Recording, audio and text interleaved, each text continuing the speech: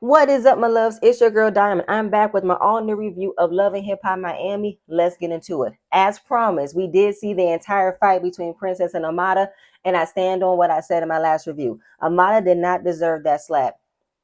She should not have gotten hit because it was not her fault. Everything was said about Ray J. Princess, you've known this about this man since you've been with him.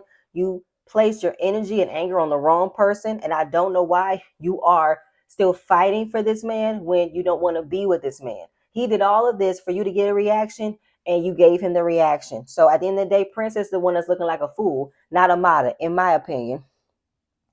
And when they were tussling, Estelita comes in. You know, she's quick to jump into a fight. She's punching Princess in the head. And it's like, how is this happening? Why is this happening? And Estelita, why are you getting involved in the fight at your own event? But everything was set up for it to be an issue. You invited Hot Topic so she can confront Bobby. That was a mess. You invited Princess to confront Amada because she was in your feelings about how her and Shay linked up. A mess. And then we get this, a whole entire mess, right? Now she doesn't regret it. She said, I'll jump and do it again. Now she does regret inviting Princess in this environment because what she never expected was for Princess to put her hands on Amada. Princess says she's not going to have any remorse. She did what she did. I said, okay, Princess, and we don't have any remorse about what you did as well because you look the dumbest in my opinion. That's what I'm saying. So Amada is headed to the hospital because her nail is lifted, it's bleeding. She needs to get it fixed. Ray J pulls up to the hospital to check on Amada, and she calls him out like, what the fuck is going on? What did you tell her? Because I'm telling her that what our meeting was about. Did you let her know what our meeting was about? He said no, because why does she need to know?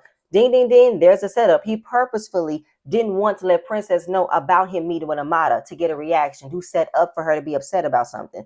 And it worked. So from what she revealed last episode of the message about how the meeting went, how we seen the uncomfortableness she had about teaching him to dance, about this role she's supposed to play, Princess getting mad, calling her you one of those loving hip hop bitches, but girl, that's where you came from.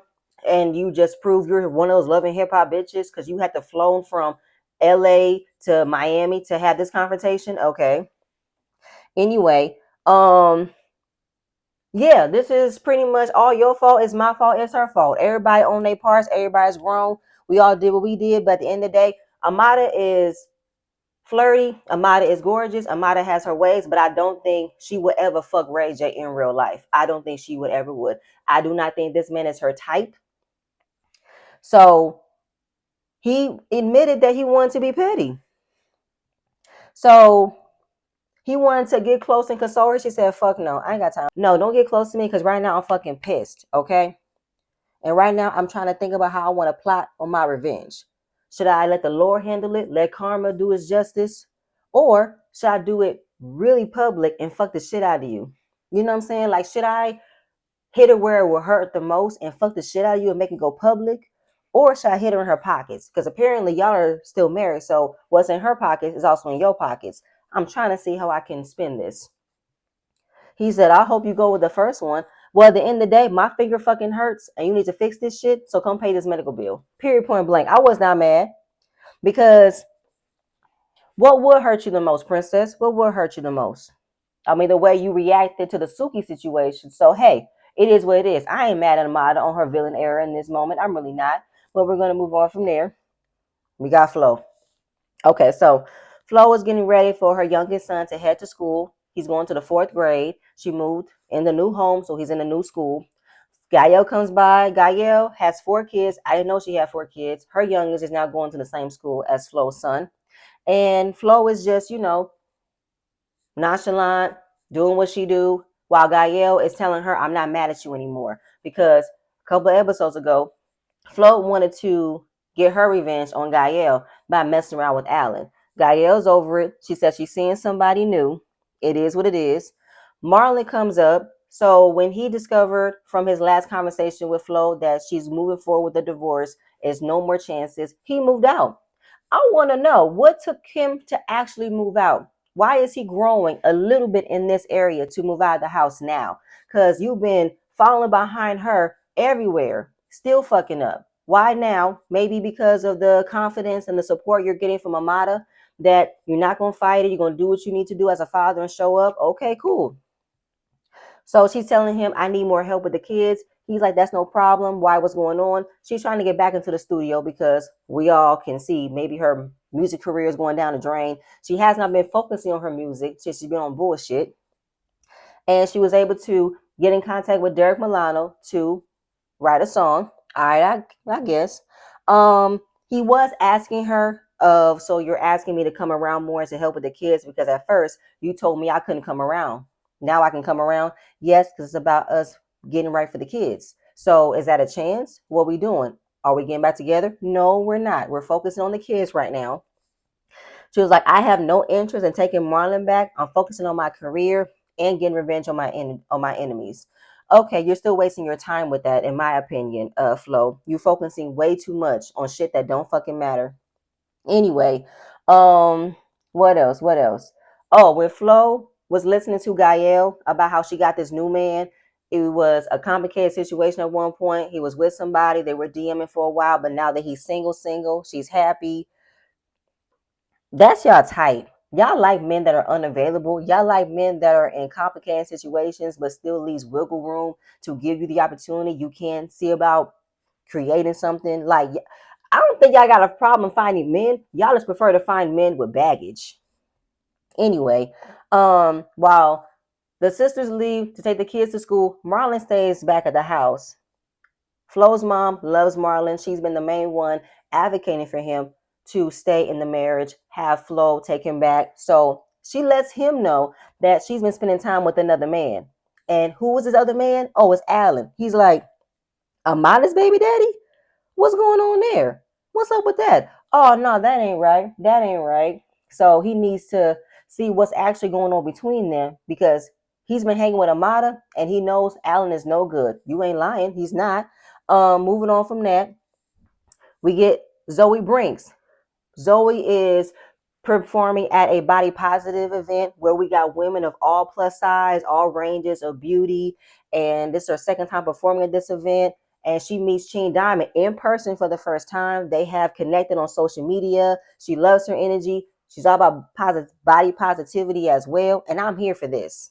Okay. How is she adjusting from Nebraska to Miami? She's like, it's different. You know what I'm saying? Because where I'm from, we don't have this. So for me to work as well as I work to get noticed to come here, oh, it's a blessing. Trying to take her to all the food spots. Ching Diamond is like a snack foodie that I love. Okay, she's all about honey buns and Cheetos and Kit Kats. That's me. I'm a snacky for sure. And I just love the support that Zoe and Ching are giving to one another. She's giving her album update. She's doing more music. She got to get a video started. Her music is getting a lot of streams. And she just loves the way Ching Diamond raps, you know what I'm saying? Because that's how she got noticed, because she rapped in front of anything. Ramen noodles, a piece of bread, a cereal box, anything. And that's how she got noticed. She used her social media platform to gain attention, to gain traction. So it's not a gimmick. This is what I had to do to get noticed. And when it came down to even her rapping to ramen noodles, that's how she got her start while being in prison. I ate this a whole year that I was in the prison system. I said, oh, wow, really? She was supposed to do 2 to 3 years, but I guess she got off on good behavior and only did 1 year. But of course, that was her time. That was the past. She's learned. She's moved on from it. We got the little boyfriend, the little loving lockup situation. He got a little bit of time left. He's been doing 1 year, but he's also violated his parole 3 times since they've been together. And of course, we all know what happened in the last episode. Her mom is very hesitant and afraid of her boyfriend moving in with her. You're supposed to be using this time to be about your career. So how are you going to be focusing on that, but also being there for your boyfriend? And is he going to do better? Is he going to live up to his promises of getting a job, not getting into trouble? Because he's going to be in Miami. Miami is a place of temptation and trouble. So I hope that you don't allow for this man to fuck up what you have going on. Ching, I really, really don't. I want you to stay consistent and present on why you are here. Moving on from there, we got Gael. So Gael is over Flo taking Alan away. It's fine as then I got a new man. When we find out who this new man is, it's Fabo. Him and his chiclet teeth. I said, you gotta be fucking kidding me. Now, Gael, are you doing this as get back to Shay? Oh, I don't understand. I don't have the words. These women are crazy. Any man that fucks with Guyel and Flo needs to go to the clinic and get a shot. Oh my lord. Like, how are y'all? This don't make no damn sense whatsoever. Okay. So obviously their interaction is weird as hell. It's just like, go away from me with this. I can't do it. Then she's, acting so fucking desperate, grinding on him to do some type of whining so she can learn how to do the Jamaican dance. So done. Next, next, next, next. So now we got Bobby. Bobby is meeting up with Princess to get to the bottom of things, of how it all escalated. He says, I know it looks like I'm on Princess side, but I'm not. I just wanted to know how everything went down. So when he met up with her, she talked about Amada telling her about the meeting with Ray. She said it was a red flag to her after everything happened when she got the message. She thought that she would have been more honest from the beginning of what the meeting was for and then told her what happened after the meeting. She did explain to Princess it got flirty, but then Princess only read the part of her message by saying, I cannot believe you would do this to me. I would never do this to you. I would never mess around or hang out with anybody you were in a relationship with. But Princess, the majority of what this meeting was about was for Amada to check Ray J on how he was being messy in her and Safari's relationship. And if you knew what type of man Ray J is, why are you mad at her? I'm still stuck on that. Like, and I think in the midst of, excuse me, messages, I think Amada might have said something about, you know what it is with us. To me, could it have read, I'm not that type of person that would do that to you. So why would you assume that I would do that to you? But I just think that Princess is just so angry that she's been put in another embarrassing situation from Ray J. Okay.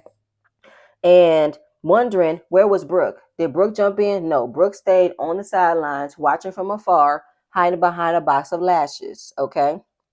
And Bobby said, I'm cool with Amada. I'm her friend. And majority of the times that I see her arguing with somebody, it usually be with females. But I do think it's a even balance. Sometimes she provokes the energy and sometimes they be coming for her. But he did try to tell Princess, I think you might need to think wisely before you end your relationship with Amada completely. You might need to have a conversation with Ray J before it comes to this. But she's like, it ain't about fixing it, mending it. I'm looking at it as closure. Fine, do what you do. Moving on.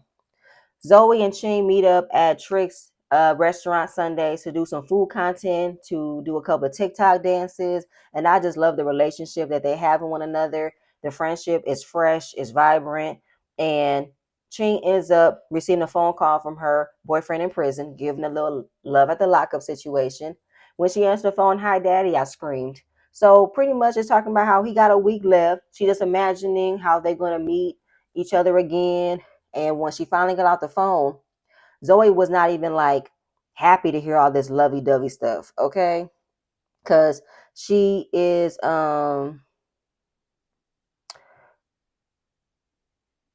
thinking about her situation with Kelvin, because they haven't been in a good place since the proposal.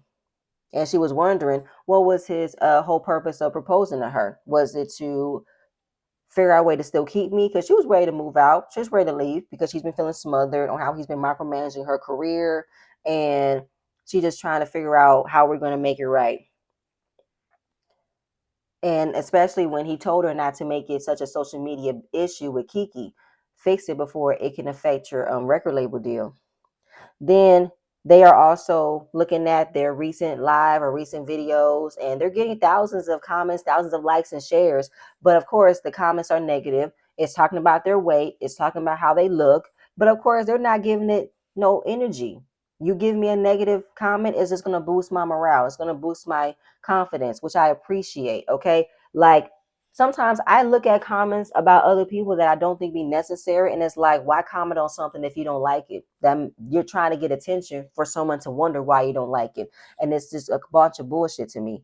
And also, just them, doing what they need to do to get their presence out there, and don't worry about the haters. Thankful to all the haters. Okay, moving on.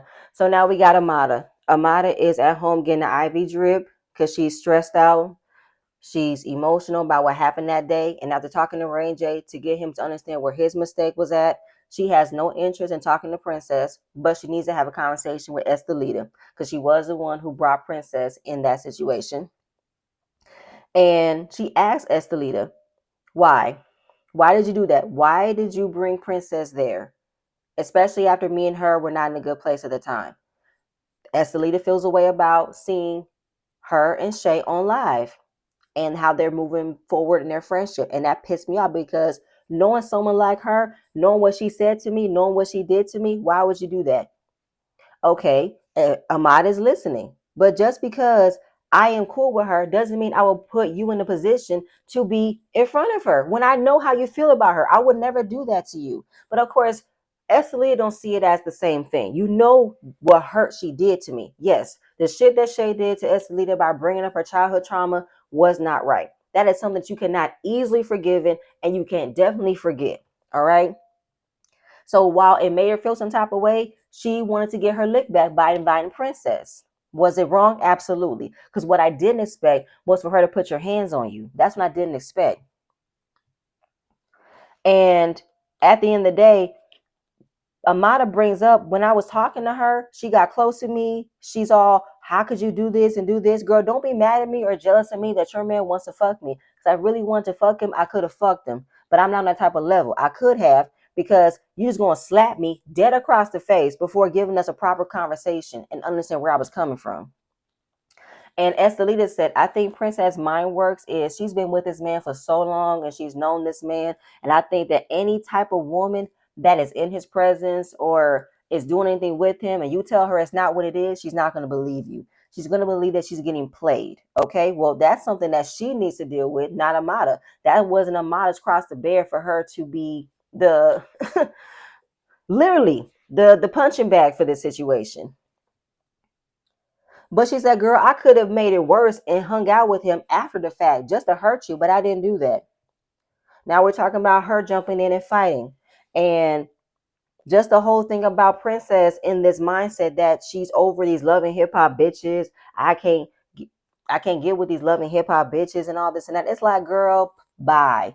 Like Princess, I don't know if you think because you winning all these poker championships that you are better than anybody who still is on Love and Hip Hop. You still had the ability to come and film on a show that you always looking down on. Like, girl, you think you have evolved yourself from not being in this Love and Hip Hop era? Sure. Because ain't you and Ray J executive producers on another Ratchet TV streaming service? So you can miss with that, Princess, okay? So Estelita starts crying. She breaks down. And she said, I'm nobody's bodyguard. I don't like to fight all the time. I'm very sensitive. I got a lot going on. But I will defend my friend. And I fought for you that day. I stood up for you that day because I mean that shit.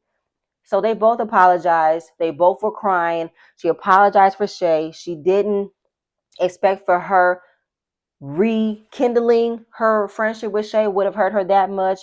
And I do think that Amada can work on being neutral and being in a cordial place with Shay and still carrying a great relationship with Estelita. Just don't be confiding in me about how y'all feel about one another. That's what I'm not going to deal with. I know y'all got y'all problems. Just don't bring them to me. So we're going to move on from there. I think we're going to end with Ray J and Prinky. It's been an up and down roller coaster all throughout their relationship. Princess don't know how she feels and how this is going to move forward. Because how she's been with Ray is not love, it's toxic. How can they get past this? I don't know, Princess. I have no idea.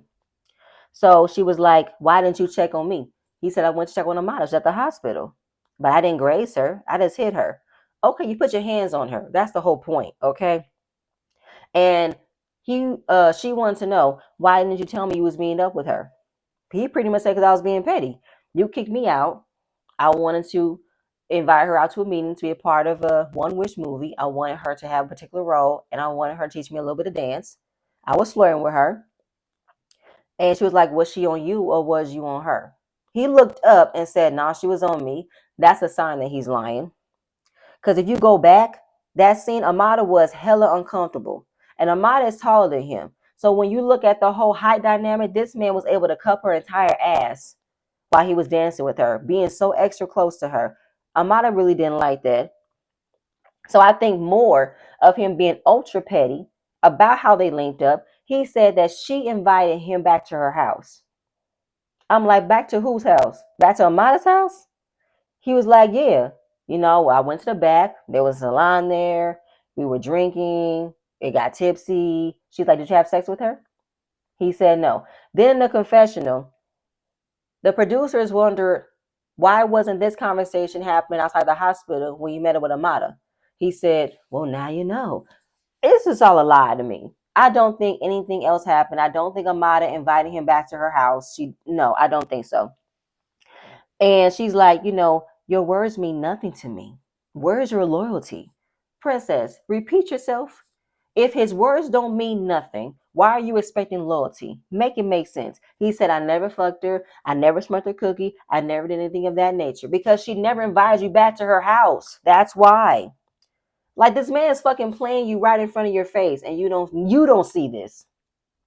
So as far as protecting you, it's protecting you and the kids because they wanted to call the cops. And then when I meet her with Amada, she's explaining how she's feeling about it and how she wants to get her revenge. Like, she don't know she wants to fuck me and make it public. But I think he wanted to antagonize her more, along with telling her about her revenge plan so he can play on her mind, and it's working. She's like, how can she sue me for something she started? And why would it bother me if you fucked her? I mean, you fucked every woman in the United States. You know what, princess? I had to think. If you've known this man to be a hoe, why was it such a problem that you had to fly down to slap Amada? Why did you also have to have your reaction displayed on social media about what happened with Suki? It's given to me you got underlying colorism issues towards women that are dark skinned. Because in your mind, it don't make sense for someone like Ray J to find women like Suki attractive, find Amada attractive. Like, what's up? Did you not realize he was dating Tierra Marie for 9 years? She's not even the chocolate, but she's like of the caramel, almondy range. She's still a woman of color. She was darker than you. So what's up with this? Are you expecting to be the specific type of what a man like him is supposed to be with? Are you the specific type of what a black man is supposed to have? Like, I don't understand. Like, you made it such a big deal to get mad at Amada, to get mad at Suki. But did you have this type of visceral reaction to any of the other women you caught and cheating on you with? I'm just wondering. It's just me because I had to think like that. It don't make no sense. And he's been unfaithful to you ever since you've been married to him. Girl, he pushed you in a pool. He left you on the side of the highway with your daughter and you was pregnant with their son.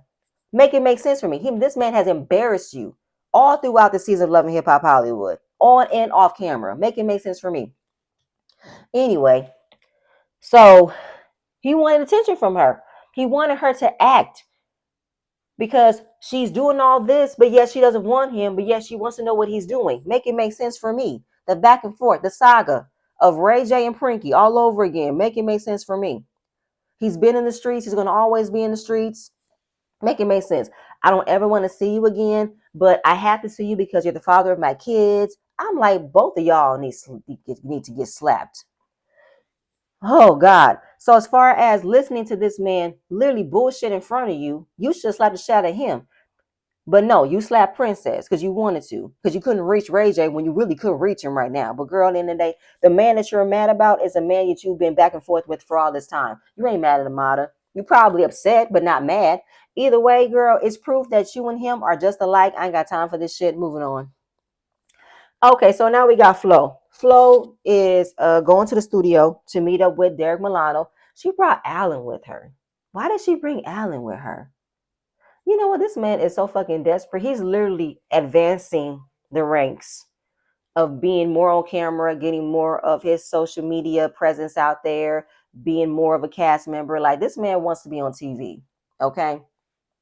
And Derek, he's excited to work with Flo. He's heard some of her stuff. He even has a song that he was working on with Angela. And once she heard the beat, heard the lyrics, she could put something on it. And as she's, feeling the energy, she confides or just blurts out everything she's been dealing with in her life for the past couple of years. Dealing with her husband being unfaithful, leaving her husband to get with a woman. That didn't work out. Her sister sleeping with her husband. and sleeping with her girlfriend. Like her life is a mess.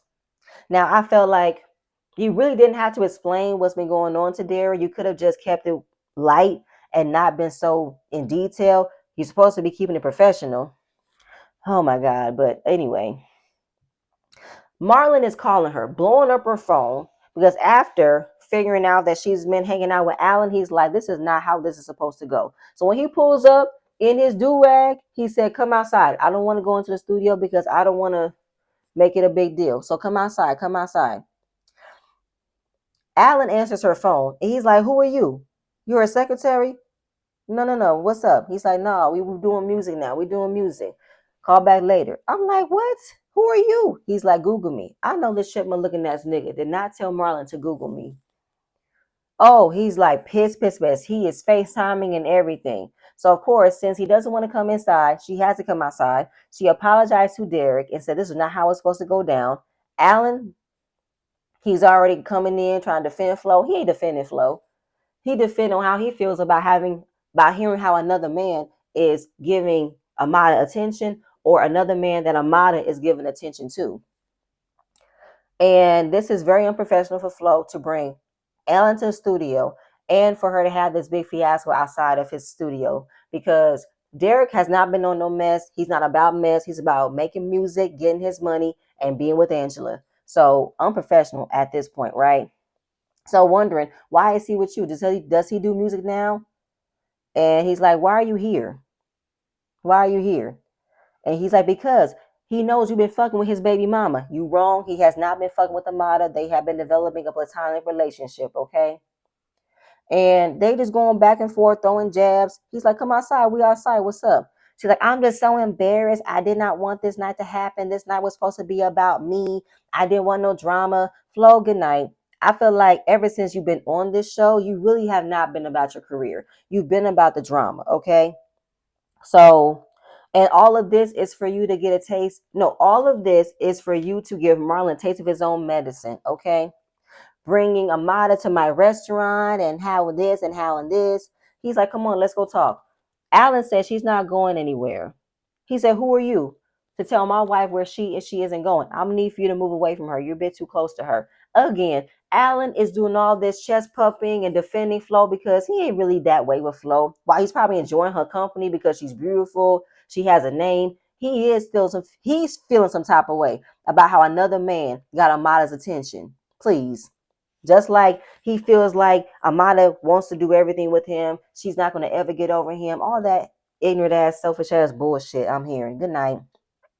So I wanted Marlon to get close to Alan. I did. The way that Alan spoke about Marlon being a bitch because your wife left you for a bitch, which makes you a bitch. You don't take care of your family. But also, Marlon hit him with, go take care of your kids. So, of course, production, security was already on standby, keeping them far apart. Marlon was about to wrestle out of one of those security guards' arms to get to Alan. Okay? He wasn't playing. Like, I ain't about to be dealing with this. And then he's flaunting in front of Marlon while pushing up on Flo. Like, it's really something like, Flo, you looking stupid. And Alan is dumb. Marlon, I'm not really mad at you for you stepping in, not only to defend your relationship, but also to call out the bullshit that Alan is doing. Like, I'm not really mad. I'm not mad at all because Alan is doing the fucking most to gain attention. He is doing the most to present himself to be the star. And this is like, okay. But that's it. That's all. I think next episode going to be very, very good. We got Flo still having her issue with Amada. Amada's going to eat her ass up when they went to another event that's supposed to be a celebratory event about women of all different types of melanin and skin tones and races to be proud of their skin. And Flo is probably going to come in on that bleaching shit. And I'm very happy that Amada's going to call her ass out for it. But y'all, that's it. That's all I have. Please stay tuned for my next video. I'm see you guys later. Bye.